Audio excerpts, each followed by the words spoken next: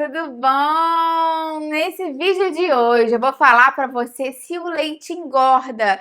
Vamos falar sobre o leite de vaca integral, o leite desnatado, o leite em pó, qual é a diferença deles? Falar também sobre os leites vegetais, os leites de amêndoa, de coco, enfim, outros leites diferentes, leite de soja. Vamos falar de calorias, proteína, carboidrato, fibras, gordura. Fica comigo até o final que você vai amar esse vídeo. Antes de falar mais sobre todos esses leites diferentes, inclusive te dar um alerta muito importante. Se você é novo por aqui, aproveita agora, se inscreve no canal, ativa o sininho. Eu tenho vídeo novo todos os dias, você não vai querer perder. Se você conhece alguém que adora consumir leite, mas está um pouco inseguro de como escolher, qual engorda mais, compartilhe esse vídeo, vamos aumentar essa rede do bem, ampliar essa corrente do bem, que é isso que eu quero aqui com o canal, poder ajudar o maior número de pessoas possível.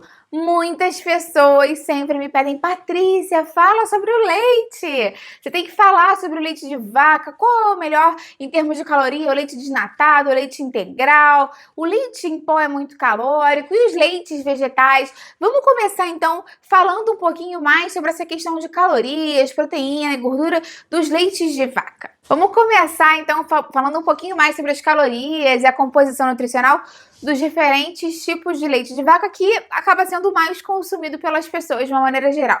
Vamos dar uma comparada entre o leite de vaca integral e o leite de vaca desnatado. Eu sempre gosto de falar isso para vocês porque muitas pessoas falam, ai Patrícia, o integral sempre é melhor, né? Porque já ouvi você falar em outros vídeos que os alimentos integrais devem ser consumidos. Alimentos integrais se referem a alimentos íntegros mesmo, que eles são oferecidos pela indústria alimentar de uma forma integral, ou seja, sem ter muito processo. O que eu quero dizer com relação a isso? Quando a gente fala do leite integral, é um leite basicamente com a mesma composição que saiu da vaca. E o leite desnatado é quando eles retiram a nata do leite, que é a gordura do leite em grande parte.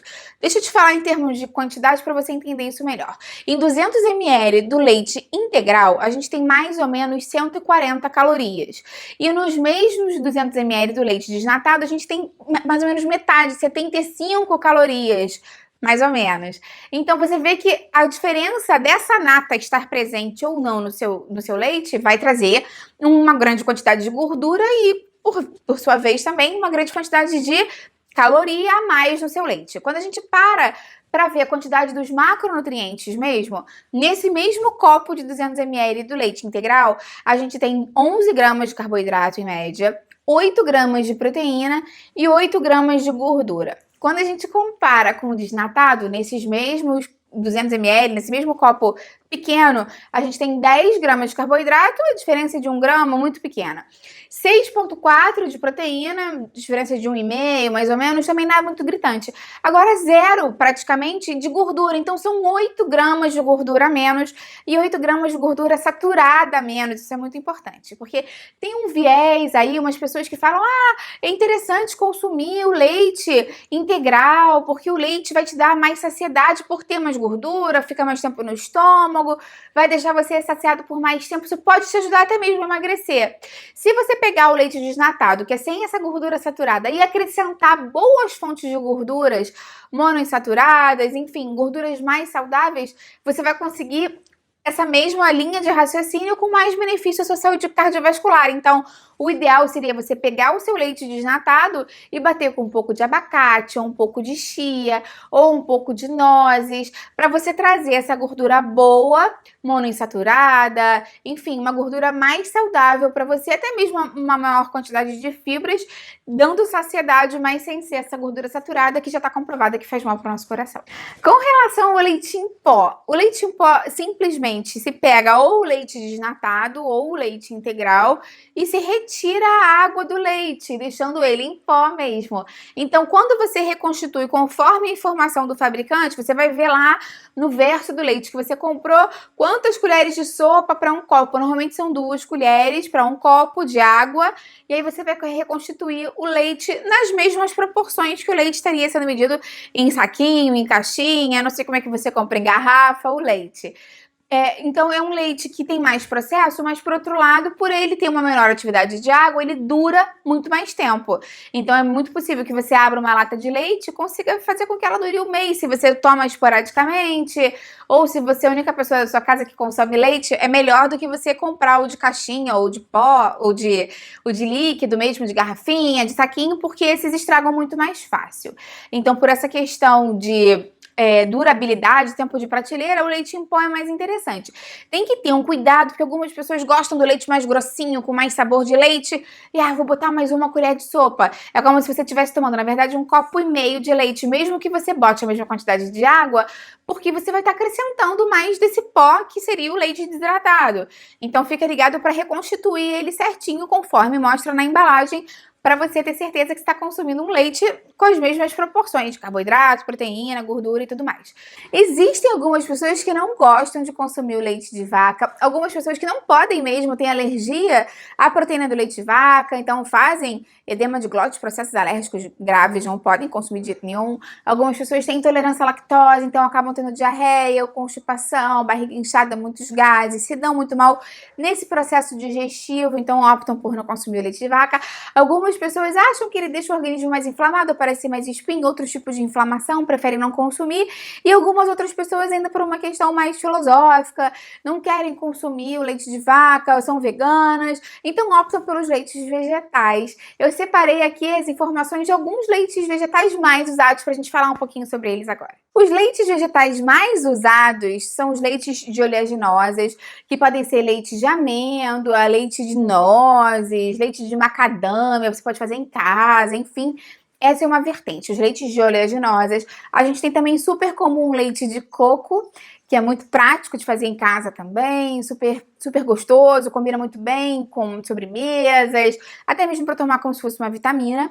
A gente tem também o leite de soja, que já é um clássico de muitos anos, que as pessoas, normalmente quando a pessoa para de tomar leite de vaca, ela vai direto para o leite de soja, como se fosse um substituto muito semelhante. E existe também o leite de arroz, que cada vez mais é sendo utilizado.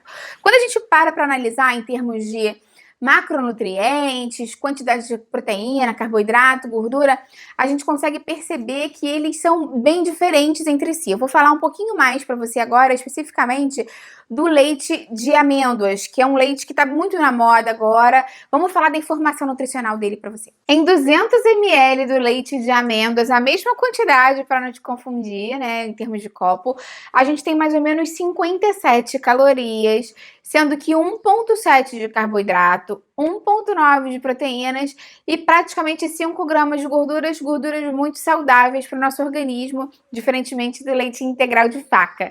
Agora tem que ter um grande cuidado quando você for comprar o seu leite de amêndoas, porque hoje em dia é muito comum, quando você vai no mercado escolher um leite de amêndoas, você vê um que tem açúcar na sua composição, às vezes açúcar mineral, açúcar orgânico, mas açúcar da mesma forma, que vai aumentar a quantidade de carboidrato, vai aumentar a quantidade de calorias do seu leite.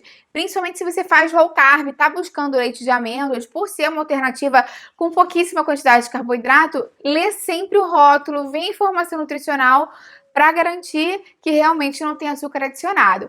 Pode ser que para você seja só uma questão de substituição, não faça tanto problema assim, mas de qualquer forma, se você conseguir comprar um leite de amêndoas sem açúcar, é muito mais saudável para você. Outro leite que é super utilizado é o leite de soja. Mais uma vez, é muito importante que você busque um leite de soja natural, sem açúcar, porque grande parte dos produtos oferecidos no mercado tem açúcar na sua composição, que vai mudar a composição desse leite. Eu tô falando aqui agora de 200 ml do leite de soja sem açúcar. Nessa quantidade, a gente tem mais ou menos 70 calorias, então ele é relativamente equivalente ao leite de vaca desnatado, né, quando a gente pensa em termos calóricos, 2,3 de carboidrato, 6,4 de proteína e 3,6 de gordura.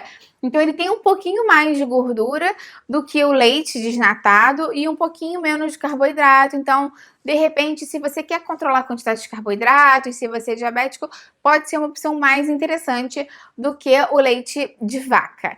Algumas pessoas falam: ai, Patrícia, eu fico um pouco receoso de consumir produtos de soja porque eu sou homem, tô treinando, não quero aumentar a minha questão de estrogênio no corpo. Eu já ouvi falar dos fito-hormônios que estão naturalmente presentes na soja. Tudo isso é verdade, eu até explico mais sobre isso no meu vídeo falando sobre a proteína de soja, vale a pena assistir se você está querendo saber mais informações. Mas tudo é uma questão de quantidade nessa vida, né? Como eu sempre falo pra vocês. Se você é vegano e você foca praticamente 100% das suas proteínas na soja, pode ser que isso te dê um problema. Agora, um copo de leite de soja por dia provavelmente não vai alterar a sua produção de testosterona e estrogênio a esse ponto. Então, é muito mais você dosar a quantidade de produtos de soja que você consome no seu dia a dia. Essa é uma dica muito importante. Além disso, o leite de soja pode ter também fitoestrógenos, que são muito interessantes para o bom controle do colesterol, para a saúde cardiovascular. Então, para alguns grupos de pessoas, pode ser sim interessante ser consumido. Outro leite que é muito utilizado por quem tem algum tipo de problema com relação a alguma alergia mais grave, porque normalmente já tem pouquíssima quantidade ou nada de proteína, e quando tem, é altamente hipoalergênica, é o leite de arroz. O leite de arroz você tem que ter muito cuidado quando você for comprar, porque ele, se for adoçado, vai ter carboidrato à beça. Em 200 ml, que é a mesma quantidade que a gente está usando aqui de comparação de leite de arroz, a gente tem mais ou menos 104 calorias, sendo que 20 gramas de carboidrato. Realmente foi o nosso recorde até agora. De proteína, ele basicamente não tem nada. Eles fazem um processo para diminuir o máximo a quantidade de proteína, e mesmo esses traços de proteína que possam ter são hipoalergênicos. Então, se você tem uma tendência a ter mais alergia ao leite de arroz, com certeza é uma ótima opção para você. E ele tem 3 gramas de gordura.